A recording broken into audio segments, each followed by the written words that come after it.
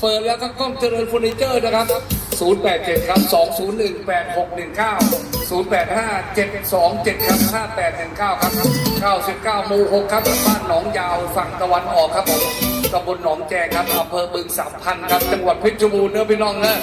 ของเราอยู่ฝั่งโรงน้ำตาลนะครับหนองแจง500 เมตรครับฝั่งเดียวกันด้วยห่างจากโรงน้ำตาล500 เมตรเท่านั้นนะครับจำหน่ายทุกอย่างในบ้านท่านไม่ว่าจะเป็นตู้เสื้อผ้าตู้โชว์โต๊ะเครื่องแป้งเตียงนอนผ้าปูที่นอนอย่างนี้ตู้กับข้าวโซฟาอย่างนี้มีหมดเลย